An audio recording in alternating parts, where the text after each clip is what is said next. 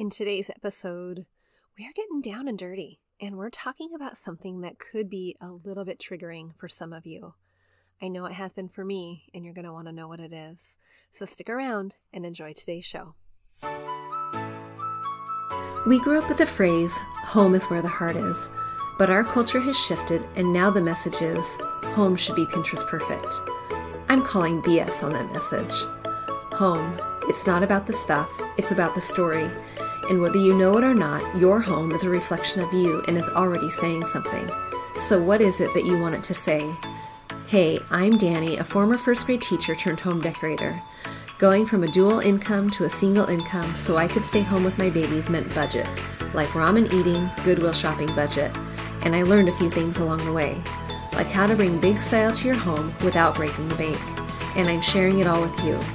Tips, tricks, decor, and design advice so you can learn to tell your story with your style, where you can start living free from the Pinterest perfect trap and start living a life of intention. Welcome to Fig and Farm at Home, where we design happy living and where it doesn't have to be perfect to be beautiful. Today we're diving deep into an issue that could be triggering for some of you. I know it has been for me in the past, and it still can be. We're going to shed a little light and perspective into this issue so that maybe once we know better, we can do better. But I think it's important to address it now before we start moving forward into designing the pretty, happy spaces that really feed us and tell our stories and tell them well. I think this is an issue too that is not really talked about in the decorating community. I think you might hear about it in the minimalist movement, in the tiny home movement, definitely from Marie Kondo. Do you know what it is? Yep, if you guessed stuff, you're right. It is the idea of stuff. And the question I'm going to be asking is, do we serve our home or does our home serve us? That is the question we're ultimately going to be answering today. But before we get there, I want to give you a little bit of background. So in the 1960s, storage units started popping up in the United States. Probably about 20 years later or so, they became a little bit more of a household common idea, where maybe you owned one. They weren't just for businesses. I wasn't able to find anything between the 80s and the 2000s, but I was able to find this, and this is staggering. In 2019, there was hard to find a hard and fast number on how many storage facilities there were in the U.S. It ranged. The range was actually really, really big and kind of humorous, but not if you think about our culture in the United States. It ranged between 45,547 storage facilities and 60,024 just facilities. So imagine how many each of those facilities have, how many units. That's a lot. So if we go with that median, it's like 52,000. We'll say there are 52,000 storage units in the United States. About 10% of households in the United States own a storage unit, or rent one, I should say. I'm raising my hand, girls. I rent one. I rent one for my business. Would it be nice to be able to have my business things in the garage? It would, but I have too much stuff. It's something that I am dealing with too. So I want you to know, and I will repeat this message over and over, that you are not alone, and this is not a judgment on you. This is something I deal with too. So if we take that number, 52,786 is the median. I didn't double check that, by the way. So if you're a math gal, you might double check it and say, oop, you're wrong. 52,000 storage facilities in the U.S. That is more than all the combined Starbucks, McDonald's, Dunkin' Donuts, Pizza Huts, and Wendy's in the United States. Can you believe that? That feels absurd to me. In 2013, the storage facility industry averaged $50 million per month to build these facilities. In 2020, 7 years later, that average monthly expenditure was $425 million. Okay, so that tells me that people need places to put their stuff, is basically what that tells me. Can you picture new places in your area, in your drive to work, in your town, where new storage facilities are coming up? They're popping up fast, aren't they? And raise your hand if you own one or rent one. I don't know why I keep saying owning it. You might. And again, that's not a judgment. I own one too. Our culture in the U.S. values stuff. Our culture values keeping up with the Joneses. The bigger, better, newer, faster. our culture values consumeristic behavior. And you can see that every time the Halloween or the Christmas merchandise pops out earlier and earlier in stores like Hobby Lobby or boutiques or wherever. You can see that every time we open up earlier and earlier on Thanksgiving afternoon for shopping, or every time we host a Cyber Monday Buy It Now sale. And what I want you to know is that this episode is not about judging you for having too much stuff or even participating in the Thanksgiving Day shopping. That's not what I'm intending to do. What I'm intending to do is to draw attention to the idea that sometimes stuff gets in the way of creating a home environment that we love. And that's what we're talking about today. The question that I'm ultimately going to be asking is, does your home serve you, or are you serving your home? Basically, is the stuff getting in the way of your home and the home environment you want for your family? I came to this realization a couple years ago, and it was a hard truth to face, and it's something that is still today something that I need to work on. It is a fluid practice. It is not a hard and fast, you edit your home and then you're done. But I want to share with you really where it compounded and became so incredibly eye-opening to me. So in my home office, which is right outside of the garage door and right outside of the living room, so it's downstairs, my home office is the home to so many things. It is the storage place for all home office needs: our printer, our stapler, our pencil sharpener, extra supplies, filing cabinets, extra storage things like pictures and all of that. It is also where I do my creative thinking. I do my writing. I'm now doing my podcast. I do my sewing. I have a brick and mortar business, and I also have a presence online where I ship things out. So if you can imagine all of the supplies needed for those, they all live in my office. The location of my office was super convenient for it becoming a room-sized junk drawer. So pre-pandemic, if people came over and we needed to tidy up really quick, we threw things in my office. Just throw it in mom's office. It'll be fine. Throw it in mom's office. So if you can imagine me wanting to go in and create or write a blog or be creative, I would have to climb over, filter through, move things in order to just get started. But one time, this might have been, 5 years ago or so, one of my girlfriends came over, and she was staying for not even very long, but she needed to take a private phone call, and she went into my office. I was so embarrassed at her being in there. She's a very dear friend, and I'm sure she noticed. I'm sure she did not care, but I cared. I was sweating so badly while she was in there that the minute she left, I got to town. I got to work creating and recreating and getting rid of and reorganizing and all of that. And one thing I learned in that process was that a couple things. If you have too much stuff, you can't really organize because there ultimately is not enough space for your things. If you can't organize, you can't ultimately tidy up.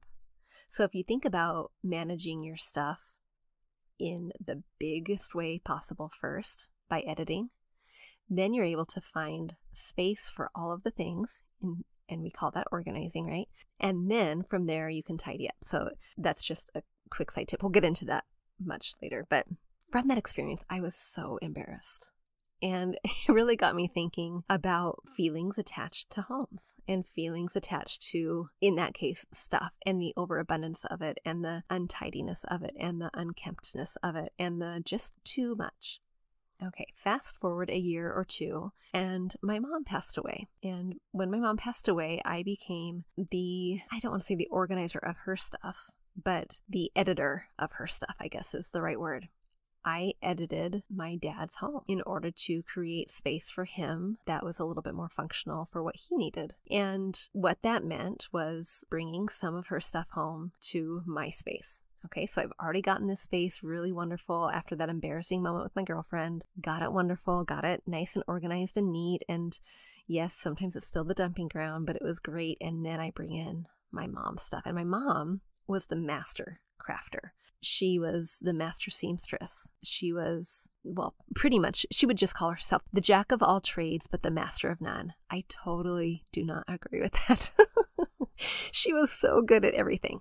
But I ended up taking some of that stuff until I could emotionally make space to go through it and edit what I didn't want and keep what I did and go through and give my siblings, things, that kind of thing. It's still a work in progress, but I oftentimes go back and ask myself when I'm trying to take a litmus test of where I'm at in the way that room feels to me. I ask myself, what if my friend came back and saw it today? Would I be happy? Would I be happy about that? It doesn't always have to come back to this idea of what happens when my friend sees it. Sometimes it can be how you feel. And when I've mentioned it before in previous episodes, but this is so important that if you feel a certain way in your space, you need to pay attention. Whether that feeling is joy or overwhelm or happy or exhausted or cozy or whatever that feeling word is, pay attention to that. In a few episodes, we are going to be talking about creating your own feeling word so that you can design your space into that. But I never want to create a space of overwhelm. I don't think anyone wants to create a space of overwhelm. But when you have too much stuff, it can easily get there. So what questions do we ask ourselves when we don't have our friend coming over? All right. I want to encourage you, if you're in a space, to pause, grab a paper, grab a pencil, and I want you to write this down. I want you to be thinking about a room in your home, a room that you have a feeling towards already. I'm going to use my office as an example. Okay, so ultimately, does your home or your room serve you, or are you serving your home? Okay, let me repeat that. Does your home serve you, or are you serving your home? These are the questions I want you to consider. And I do want you to take a minute to pause and answer. How do you feel when you walk into a room? That room that you pictured, how is it that you're feeling? So when I think about my office in the state it was a few years ago when my girlfriend came over, I can picture these words and I'm writing them down. Overwhelmed, frustrated, dark, not creative, stifling, claustrophobic, defeatist, unhappy, dull. When I say those words out loud, I'm shocked at a couple things. One is that is a creative studio, but those are all negative words that come into that space. And I could have kept going.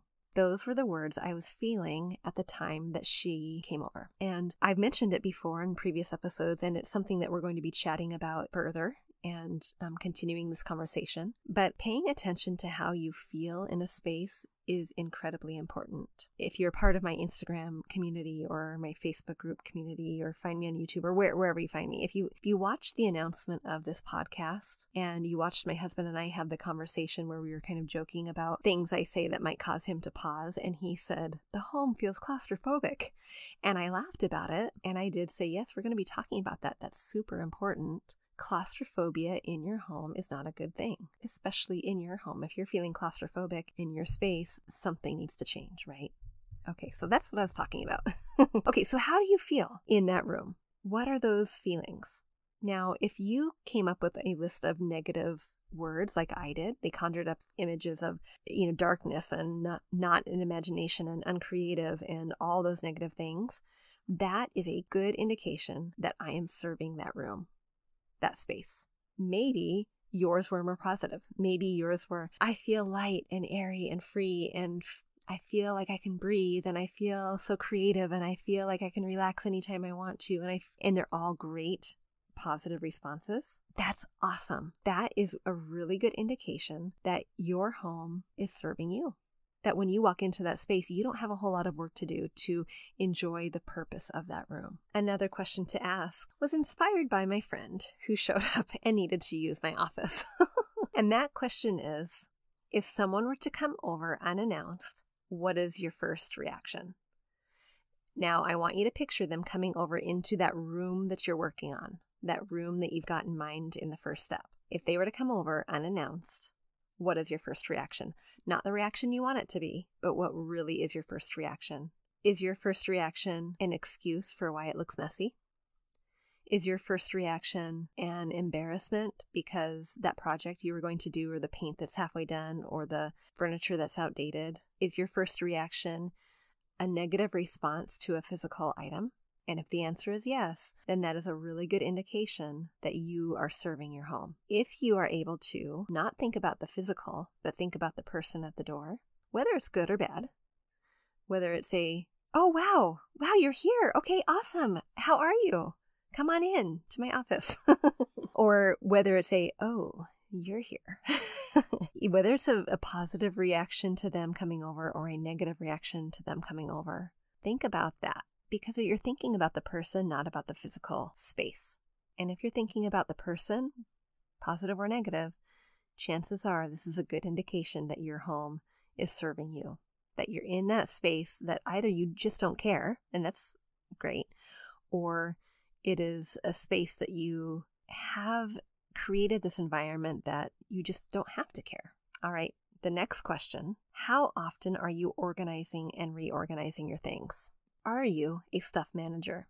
So in the case of my office, let me paint this picture so that you know what I'm talking about. I would need to open the door, walk in, step over a box, maybe 2, maybe 3, to move the pile of stuff so that I could get to the desk, to put away the things that my boys had left out, or clear the tabletop so that I could then pull out my computer and get to work. Sometimes when I would reorganize my things, I would think, okay, this is the weekend. I'm going to go into that office. I'm going to make that space more efficient. I might edit a few things, but really I'm just going to move things around to make it appear like I'm making it organized. But ultimately, I'm just moving piles. I'm just shuffling one spot, making space on the shelf in the closet for one thing, pulling out another thing, because I think it might serve me better out, but actually it's more in the way. So I want you to think about this. You know that phrase, everything has a place and every place for its thing, or whatever.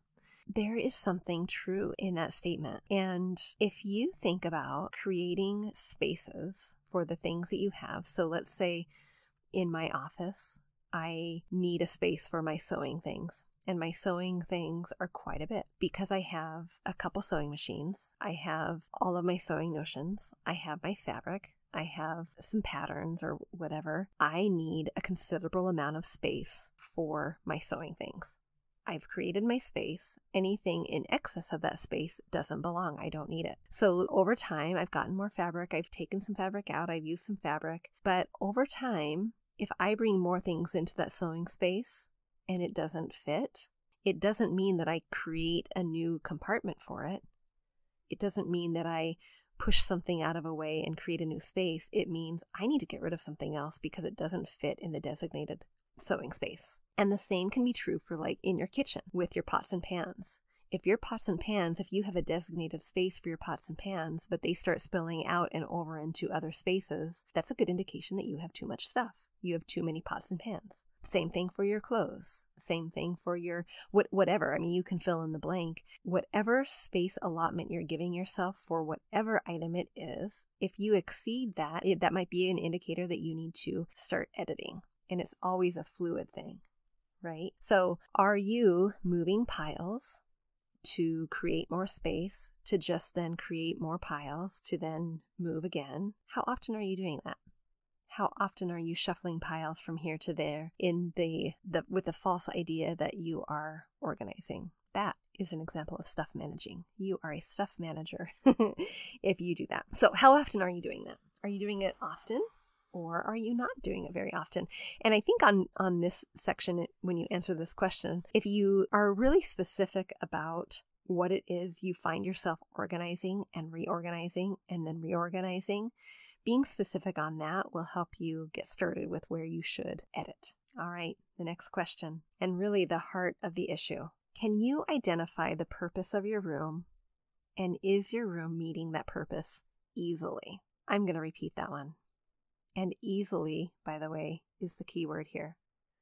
Can you identify the purpose of your room, and is your room meeting that purpose easily? So in the case of my office, the purpose of my room is an office space to store supplies, office supplies for our family. Files, printer, office supplies like stapler, sharpener, paper, extra craft supplies. But then it is multifaceted. because of my business. It is a place where I sew. It is a place where I write. It is a place where I create and dream. It is a place where I do my podcast now. It is a place where I ship out orders.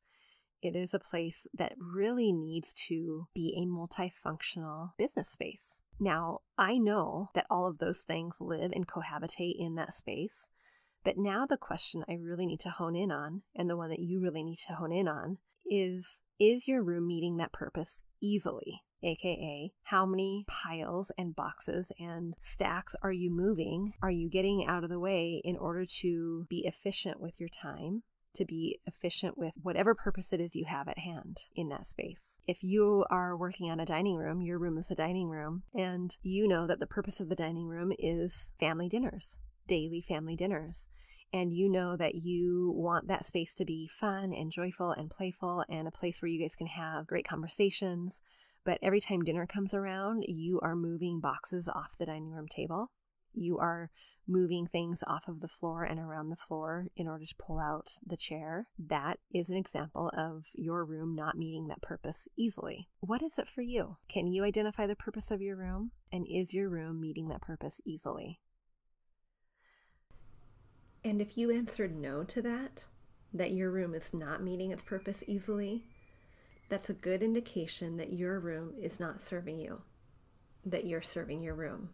So here's the hard truth, and the reason why I started with this conversation first, before we start really beautifying a room and making a space that is really a wonderful, calming, whatever feeling word it is for your family, just a space that your family enjoys being in. Before we can do that, we have to understand the purpose we have for the room that we're designing. And if that purpose is not being met, we have to ask why. What is the barrier that is getting in the way of creating that space? Is it one of the limiting beliefs we talked about last week? By the way, if you have not listened to that, maybe you should go back to episode 3, where we talk about what limiting beliefs might be holding you back from creating a home you love. Stuff was not one of them, actually. It wasn't, but maybe it should have been. Because if that barrier right now is one of the things that is keeping you from designing a room or having a room that is really fulfilling the purpose that you've intended it to be, if that barrier is stuff, then it will always be a barrier to having a room that you love, no matter how pretty it is. That is a hard truth. Or let me just say this again. Before we can design a room, we have to understand the purpose we have for that room. And if that purpose is not being met, we have to ask why. What is the barrier? And if that why is too much stuff, then it will always be a barrier to having a room that you love, no matter how pretty it is. All right. So girls, again, that was not meant to be a judgment on your enjoyment of shopping or your monthly bill at the storage unit. That is not meant to be a judgment at all. It's meant to be a mustard seed, something for you to think about, something for you to decide for yourself if that's an issue or not. For me, it was an issue, and it became blaringly obvious on that day my friend needed to use the office. And that's just a starting point. So if you want to further that conversation, I do want to invite you into our Facebook group to keep that conversation going. Or if you want to talk to me privately, pop into my DMs. I'm always there too. You can always book a call at figandfarmathome.com underneath the tab Work With Me, and we can chat even more privately. So that is always an option where I can help you make that breakthrough. We are, in the next few weeks, we are going to be talking about the purpose of your room and creating that purpose and being so understanding of what you want your room to do for you, how you want it to function, how you want it to serve you and your family. And that is all going to be part of the series, but where do I start? So in the meantime, if you are wanting to get started now, you might need my 5 quick tips, my 5 quick secrets that I would tell every client I had and I would use in every home stage that I did. These are my 5 home secrets that I would put on auto repeat. You can go grab that at bit.ly/5, the number 5, home secrets. So you can get started this weekend. Until next time, I'll see you soon. Hey, real quick before you go, if you learned something new or found value in today's podcast, would you head over to iTunes to Fig and Farm at Home and leave a review and subscribe to the show? That would be awesome. And if you'd like to connect with my community of mamas who are learning to be intentional storytellers within their own homes, Join us at bit.ly/design101 group. There's always more room at the table. See you soon.